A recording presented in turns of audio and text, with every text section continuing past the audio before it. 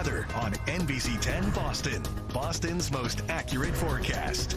Okay, so speaking of ice tunnels, Sid, certainly the weather to keep those ice tunnels in good shape. Oh, yeah, because today is going to be one of the few warmer days that we do see, and then even beyond the 10-day, so we'll be cooling off by the middle of the week. And, of course, temperatures going up and down, but even beyond the 10-day forecast, it does look like we're going to be rounding out January across the country with temperatures that are well below average. So cold snaps here are definitely going to continue, at least on and off, maybe a few 40-degree days here and there. But as far as snow is concerned, we saw some snow Saturday. If you were here Saturday, you saw that snow coming down really throughout the day for most of us on Saturday. It only accumulated to 1.8 inches at the Boston airport, but that does bring us to 7.5 inches so far this year. The normal is closer to 15 inches, but this time last winter, we were only at 4 inches of snow. So we're doing a little bit better than last year, at least. If you're a snow lover, you got to see those nice views of the snow and still seeing some of that white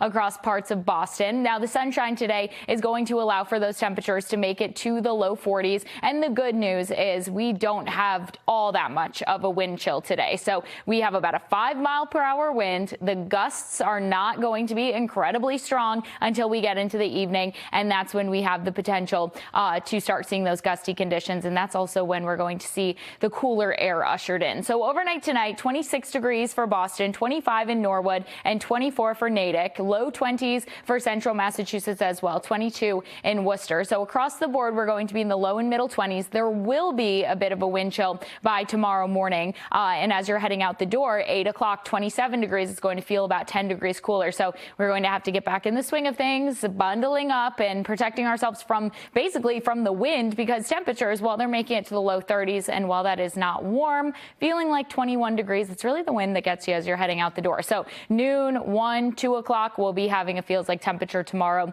in the low 20s. Well, what's to come? A weekend warm up is coming our way after we see those cooler temperatures starting tomorrow and continuing through Thursday. By Friday, Saturday, and Sunday, we'll have some more warmer days coming our way, but also we do have the potential for rain coming in with that warmer air. And then on the other side of that warm up, more cold air. So the ups and downs, it helps a little bit, especially during the ups. We're during an up right now, but the wind speeds are going to be increasing by tomorrow. 35-mile-per-hour gusts are possible. We're back into that zone of seeing gusty conditions, and that does stick around for Wednesday as well, with wind gusts up to 30 miles per hour. Thursday and Friday, starting to see things warming up, starting to see those winds ease up a bit. So it is going to be that trend as we go through our next few days where we do have that potential for on and off cold and that wind, but there will be a light at the end of the tunnel, I suppose, by the weekend. There's also rain chances coming in this weekend. So by the time that we go through much of our week, there will be a lot going on around us, but not all that much happening here locally. We'll be mainly dry